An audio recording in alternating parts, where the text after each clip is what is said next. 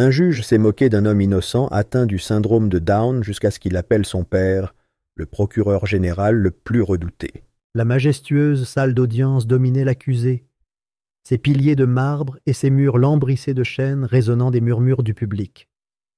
Des rangées de bancs en bois poli s'étendaient vers le banc du juge, où des murmures s'enroulèrent dans l'atmosphère tendue comme des vrilles invisibles, alimentant la curiosité fébrile des assistants. Des lustres, aux armatures de laiton ternies par le temps, projetaient des flaques de lumière dorée vacillantes sur l'espace solennel, illuminant les visages des journalistes, des assistants juridiques et des spectateurs avides du spectacle qui se déroulait. L'air, chargé d'impatience, transportait des effluves de vieux livres et de parquets cirés, mêlés à une subtile pointe de malaise qui imprégnait la pièce comme une présence inébranlable. Les lourdes portes s'ouvrirent en grinçant, et un silence s'abattit sur la salle d'audience, tandis que Michael Warren était conduit dans le box des accusés. Enchaîné au poignet, ses doigts tremblaient, non de culpabilité, mais sous le poids écrasant du moment. Ses yeux, écarquillés et scrutateurs, parcoururent la mer de visages inconnus, leurs expressions allant de la curiosité indifférente à la condamnation pure et simple. Jeune homme de 22 ans, les traits juvéniles de Michael contrastaient fortement avec l'épuisement qui marquait son regard, tandis que son esprit s'emballait pour analyser l'absurdité de sa situation.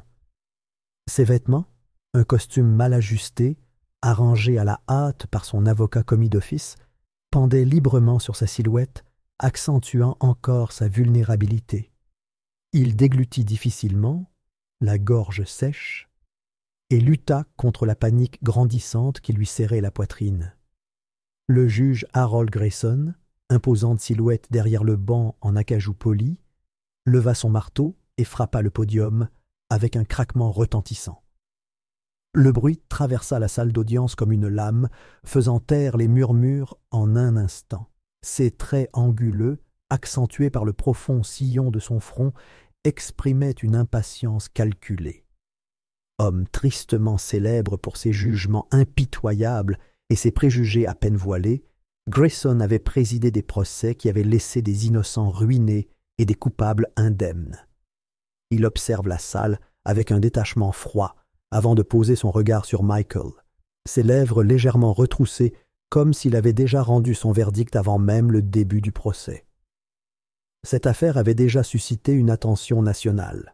Le nom de Michael Warren s'était répandu dans les journaux et sur les écrans de télévision, son image étant placardée aux côtés de titres à sensation. L'accusé, un jeune homme atteint de trisomie 21, était inculpé d'un crime dont la plupart savaient qu'il n'avait pas commis, le meurtre de Robert Langston, assistant d'un sénateur. Les détails de l'affaire, cependant, avaient été déformés en un récit grotesque qui présentait Michael comme un individu instable, un danger pour la société.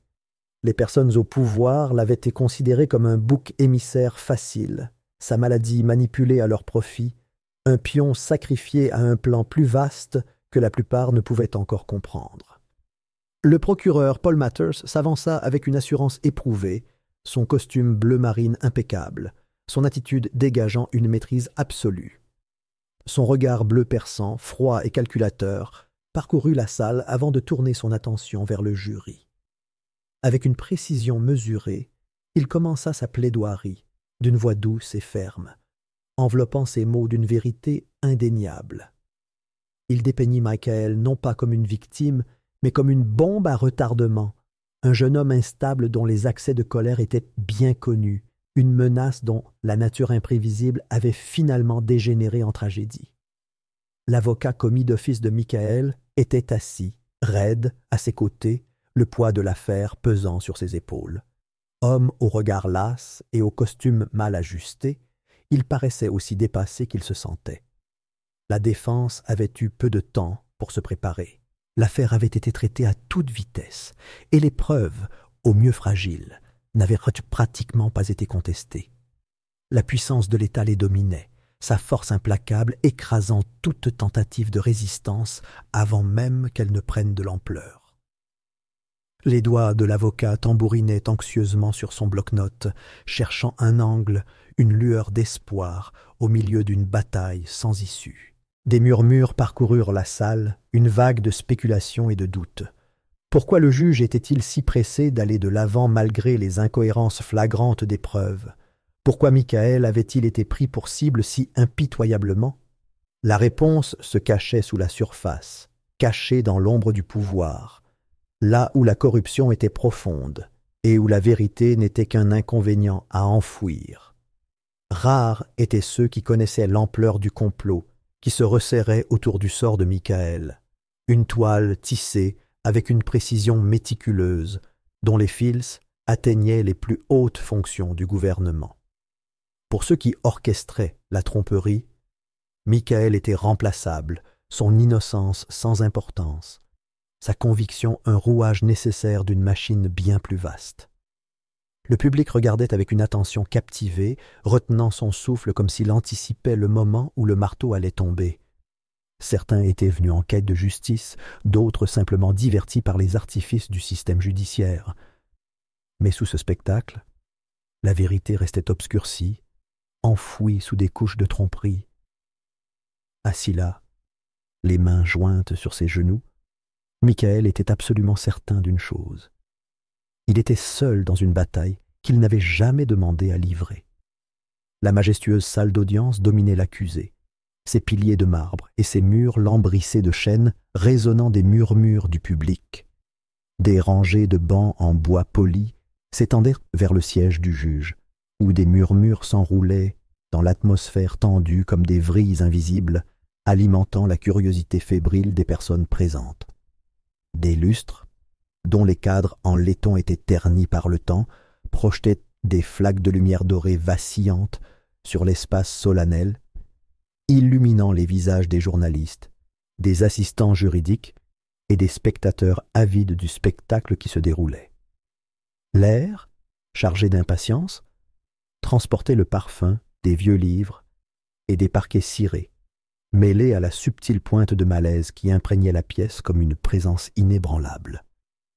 Les lourdes portes s'ouvrirent en grinçant, et un silence s'abattit sur la salle d'audience, tandis que Michael Warren était conduit dans le box des accusés. Enchaîné au poignet, ses doigts tremblaient, non pas de culpabilité, mais sous le poids écrasant du moment.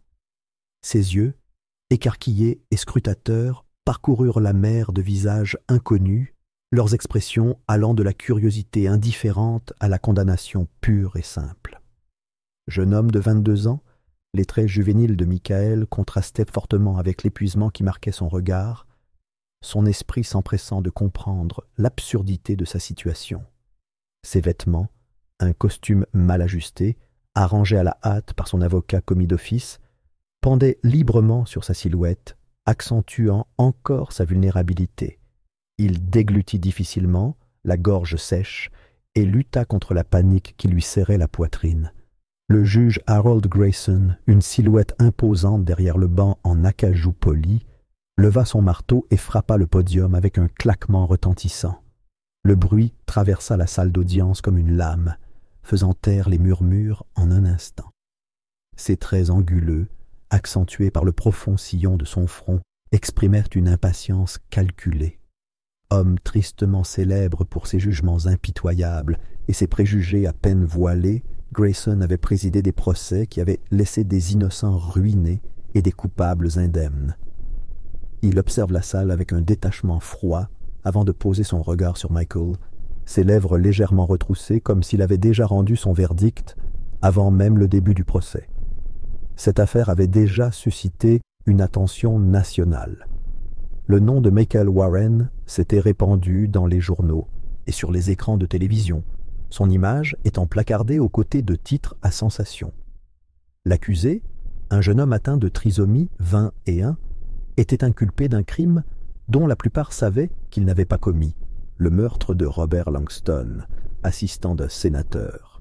Les détails de l'affaire, cependant, avaient été déformés en un récit grotesque qui présentait Michael comme un individu instable, un danger pour la société. Les personnes au pouvoir l'avaient considéré comme un bouc émissaire facile, sa maladie manipulée pour servir leurs intérêts. Un pion sacrifié à un plan plus vaste que la plupart ne pouvaient encore comprendre.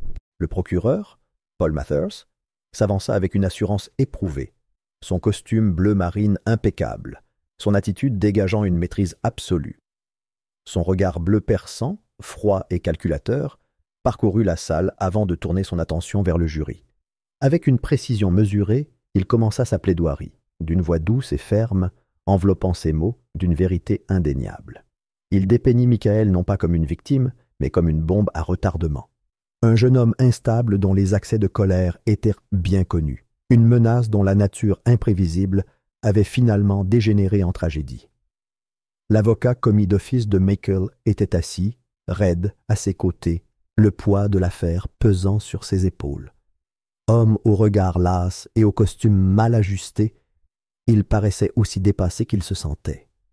La défense avait eu peu de temps pour se préparer, l'affaire avait été traitée à toute vitesse, et les preuves, au mieux fragiles, n'avaient pratiquement pas été contestées.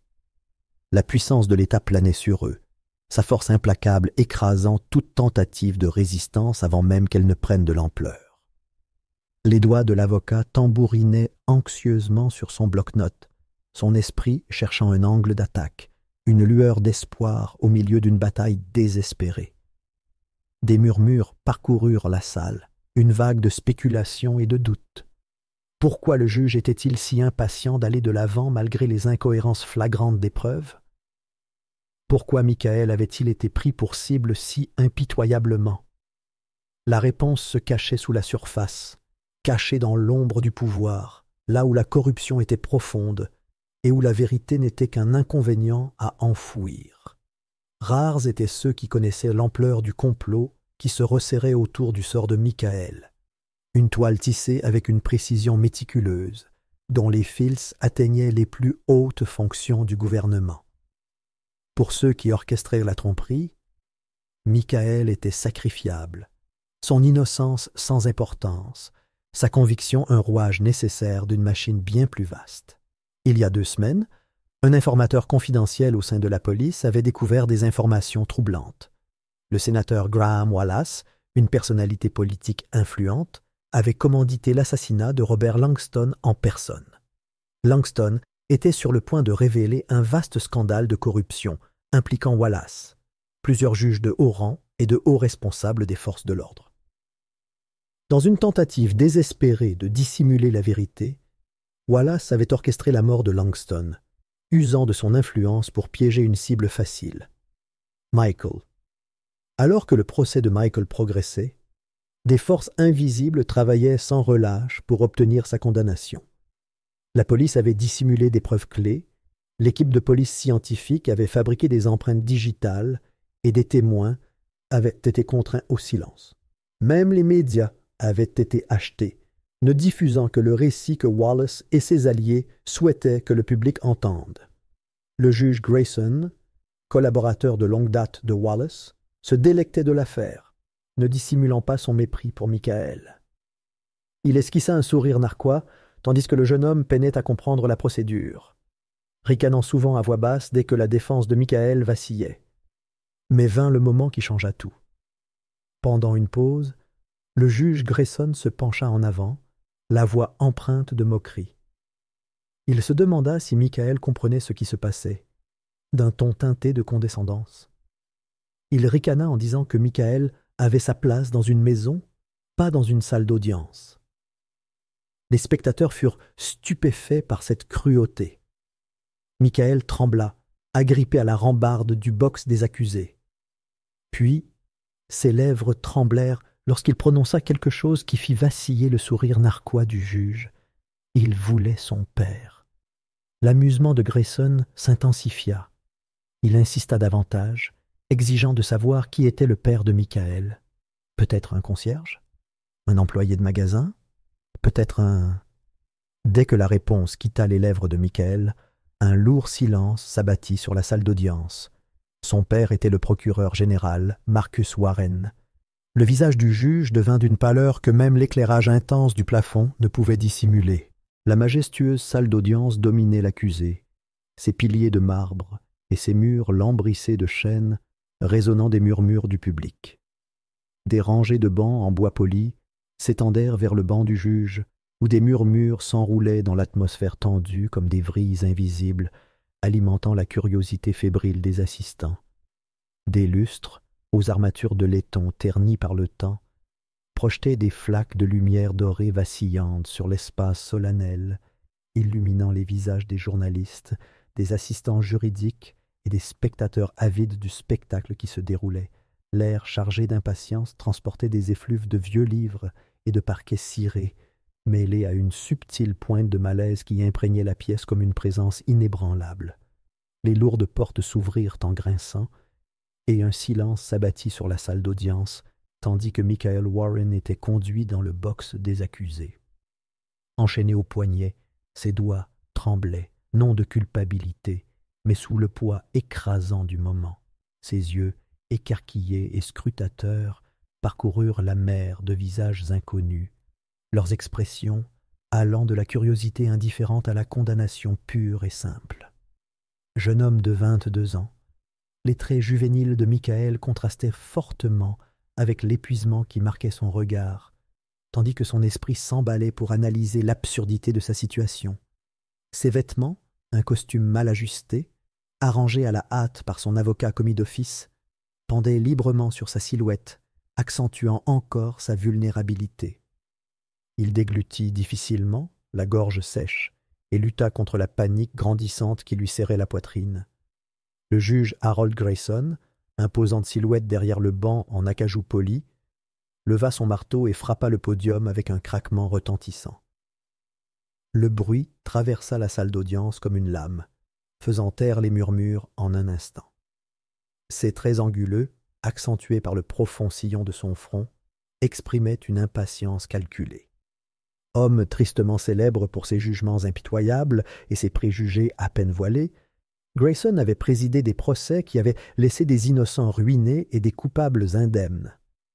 Il observe la salle avec un détachement froid avant de poser son regard sur Michael, ses lèvres légèrement retroussées comme s'il avait déjà rendu son verdict avant même le début du procès. Cette affaire avait déjà suscité une attention nationale. Le nom de Michael Warren s'était répandu dans les journaux et sur les écrans de télévision, son image étant placardée aux côtés de titres à sensation. L'accusé, un jeune homme atteint de trisomie 21, était inculpé d'un crime dont la plupart savaient qu'il n'avait pas commis. Le meurtre de Robert Langston, assistant d'un sénateur. Les détails de l'affaire, cependant, avaient été déformés en un récit grotesque qui présentait Michael comme un individu instable, un danger pour la société. Les personnes au pouvoir l'avaient considéré comme un bouc émissaire facile, sa maladie manipulée à leur profit, un pion sacrifié à un plan plus vaste que la plupart ne pouvaient encore comprendre. Le procureur, Paul Matters, s'avança avec une assurance éprouvée, son costume bleu marine impeccable, son attitude dégageant une maîtrise absolue. Son regard bleu perçant, froid et calculateur, parcourut la salle avant de tourner son attention vers le jury. Avec une précision mesurée, il commença sa plaidoirie d'une voix douce et ferme, enveloppant ses mots d'une vérité indéniable. Il dépeignit Michael, non pas comme une victime, mais comme une bombe à retardement, un jeune homme instable dont les accès de colère étaient bien connus, une menace dont la nature imprévisible avait finalement dégénéré en tragédie. L'avocat commis d'office de Michael était assis, raide, à ses côtés, le poids de l'affaire pesant sur ses épaules. Homme au regard las et au costume mal ajusté, il paraissait aussi dépassé qu'il se sentait. La défense avait eu peu de temps pour se préparer. L'affaire avait été traitée à toute vitesse. Et les preuves, au mieux fragiles, n'avaient pratiquement pas été contestées. La puissance de l'État les dominait, sa force implacable écrasant toute tentative de résistance avant même qu'elle ne prenne de l'ampleur. Les doigts de l'avocat tambourinaient anxieusement sur son bloc-notes, cherchant un angle, une lueur d'espoir au milieu d'une bataille sans issue. Des murmures parcoururent la salle, un flot de spéculations et de doutes. Pourquoi le juge était-il si pressé d'aller de l'avant, malgré les incohérences flagrantes des preuves? Pourquoi Michael avait-il été pris pour cible si impitoyablement? La réponse se cachait sous la surface, cachée dans l'ombre du pouvoir, là où la corruption était profonde et où la vérité n'était qu'un inconvénient à enfouir. Rares étaient ceux qui connaissaient l'ampleur du complot qui se resserrait autour du sort de Michael, une toile tissée avec une précision méticuleuse, dont les fils s'atteignaient les plus hautes fonctions du gouvernement. Pour ceux qui orchestraient cette tromperie, Michael était remplaçable, son innocence sans importance, sa condamnation un rouage nécessaire d'une machine bien plus vaste. Il y a 2 semaines, un informateur confidentiel au sein de la police avait découvert des informations troublantes. Le sénateur Graham Wallace, une personnalité politique influente, avait commandité l'assassinat de Robert Langston en personne. Langston était sur le point de révéler un vaste scandale de corruption liant Wallace, plusieurs juges de haut rang et de hauts responsables des forces de l'ordre. Dans une tentative désespérée de dissimuler la vérité, Wallace avait orchestré la mort de Langston, usant de son influence pour piéger une cible facile, Michael. Alors que le procès de Michael avançait, des forces invisibles travaillaient sans relâche pour obtenir sa condamnation. La police avait occulté des preuves clés, l'équipe médico-légale avait fabriqué des empreintes digitales et des témoins avaient été contraints au silence. Même les médias avaient été achetés, ne diffusant que le récit que Wallace et ses alliés voulaient faire entendre au public. Le juge Grayson, collaborateur de longue date de Wallace, se délectait de l'affaire, ne dissimulant pas son dédain pour Michael. Il affichait un sourire narquois tandis que le jeune homme peinait à comprendre la procédure, ricanant souvent à voix basse lorsque la défense de Michael vacillait. Mais vint le moment qui changea tout. Pendant une pause, le juge Grayson se pencha en avant, la voix empreinte de moquerie. Il se demanda si Michael comprenait ce qui se passait, son ton teinté de condescendance. Il ricana en disant que Michael avait sa place dans une maison, pas dans une salle d'audience. Les spectateurs furent stupéfaits par la cruauté. Michael trembla, agrippé à la rambarde du box des accusés. Puis, ses lèvres tremblèrent lorsqu'il prononça quelque chose qui fit vaciller le sourire narquois du juge.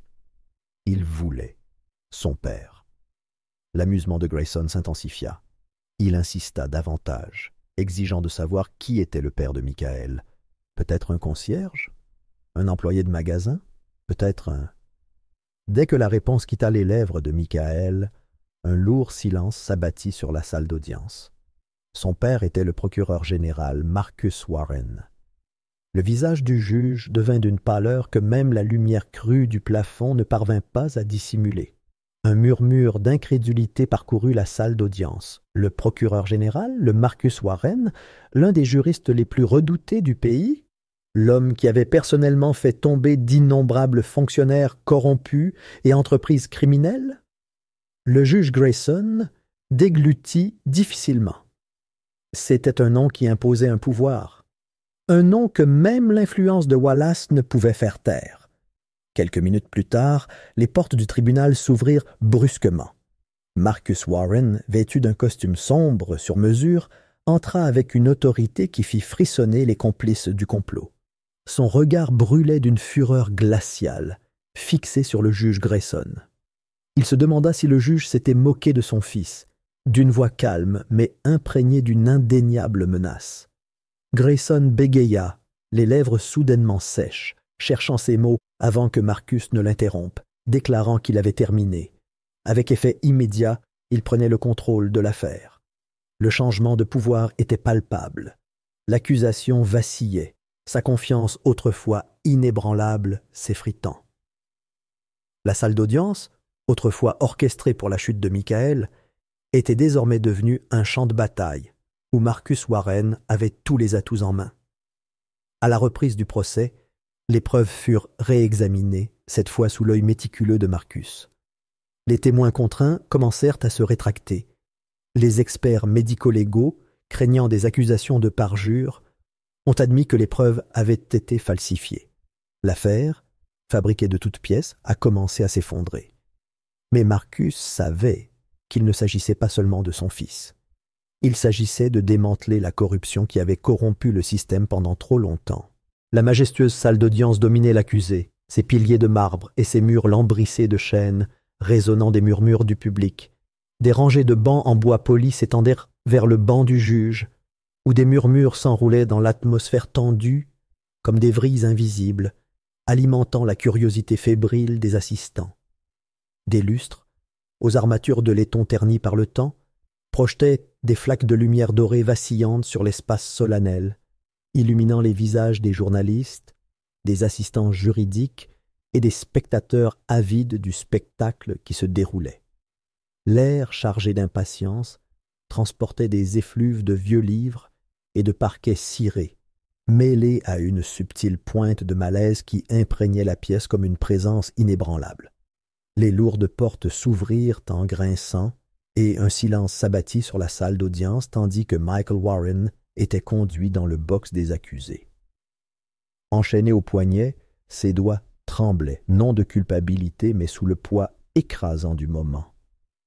Ses yeux, écarquillés et scrutateurs, parcoururent la mer de visages inconnus, leurs expressions allant de la curiosité indifférente à la condamnation pure et simple.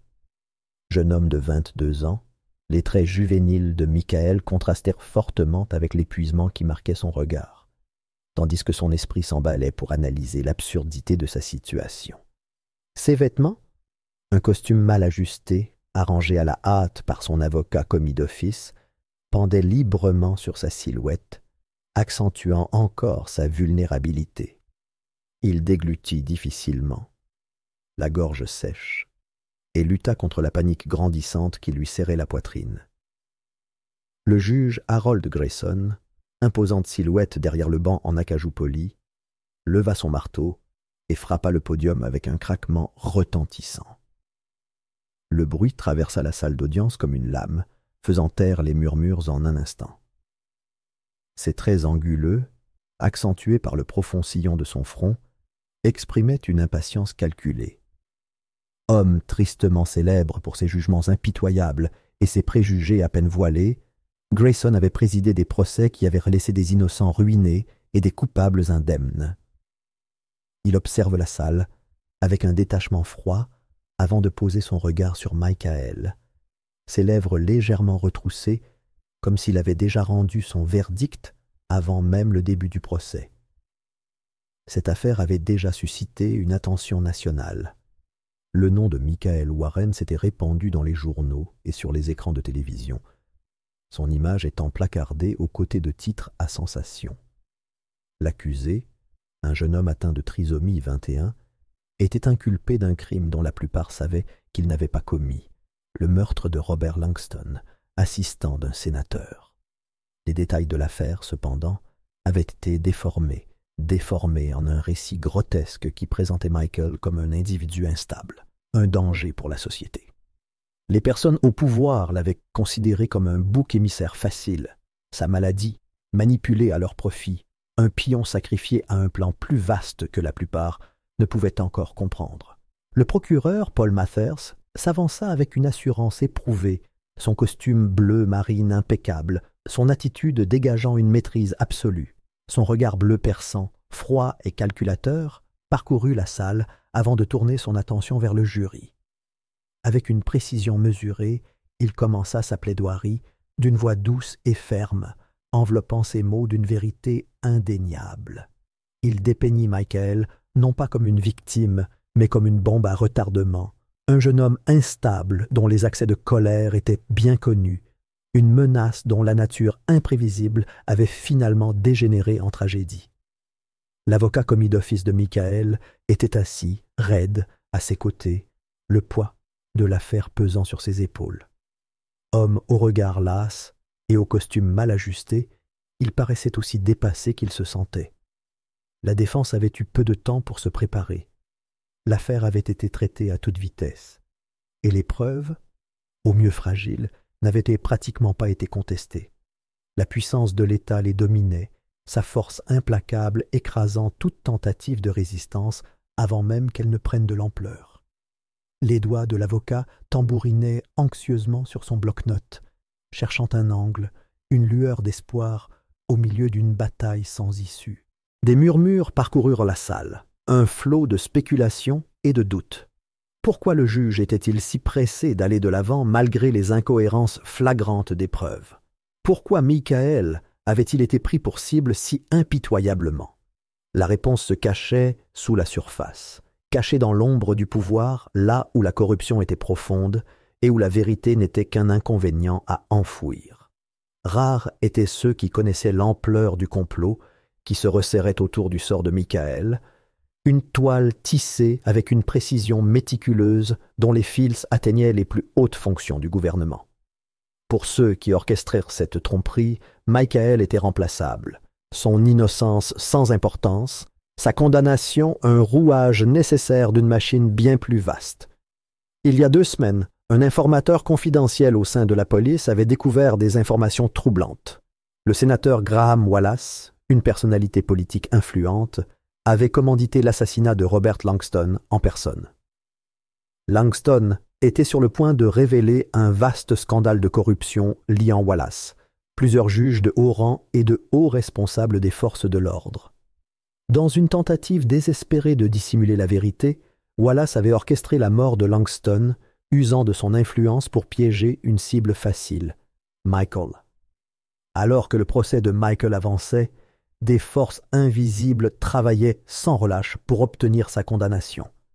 La police avait occulté des preuves clés. L'équipe médico-légale avait fabriqué des empreintes digitales et des témoins avaient été contraints au silence. Même les médias avaient été achetés, ne diffusant que le récit que Wallace et ses alliés voulaient faire entendre au public. Le juge Grayson, collaborateur de longue date de Wallace, se délectait de l'affaire, ne dissimulant pas son dédain pour Michael. Il affichait un sourire narquois tandis que le jeune homme peinait à comprendre la procédure, ricanant souvent à voix basse lorsque la défense de Michael vacillait. Mais vint le moment qui changea tout.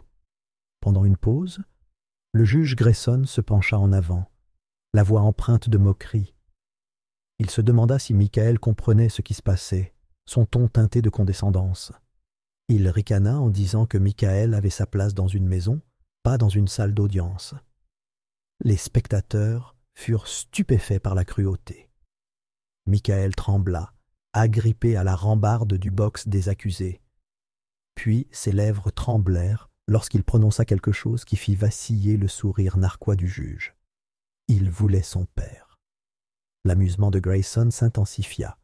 Il insista davantage, exigeant de savoir qui était le père de Michael. Peut-être un concierge? Un employé de magasin? Peut-être. Dès que la réponse quitta les lèvres de Michael, un lourd silence s'abattit sur la salle d'audience. Son père était le procureur général Marcus Warren. Le visage du juge prit une teinte pâle que même la lumière crue du plafond ne put dissimuler. Ce qui avait commencé comme un procès destiné à écraser Michael s'était transformé en l'effondrement d'une conspiration politique, la corruption s'étendit plus loin qu'on ne l'avait initialement cru. Au bout de plusieurs jours, des mandats d'arrêt furent émis. Le juge Grayson fut placé en détention pour faute judiciaire. Le procureur Mathers fut impliqué dans la dissimulation. Et au cœur de tout cela, la disgrâce du sénateur Wallace fut rapide et brutale. Les mêmes médias qui l'avaient autrefois défendu diffusaient désormais ses crimes aux yeux du monde entier. Le dernier jour du procès arriva et le jury rendit son verdict. Non coupable. Michael Warren était libre. À l'extérieur du tribunal, tandis que les journalistes s'attroupaient autour de Marcus et Michael, l'un d'eux demanda avec hésitation ce qui allait se passer ensuite. Marcus se retourna, l'expression indéchiffrable. Maintenant, il posa une main protectrice sur l'épaule de son fils. Maintenant, il allait les démanteler tous, jusqu'au dernier. La bataille n'était pas terminée. Le combat pour la justice n'a jamais vraiment pris fin. Mais pour la première fois depuis des semaines, Michael sourit, sachant qu'il tenait quelque chose que les corrompus n'avaient jamais imaginé. Quelqu'un de puissant qui refusait de les laisser gagner.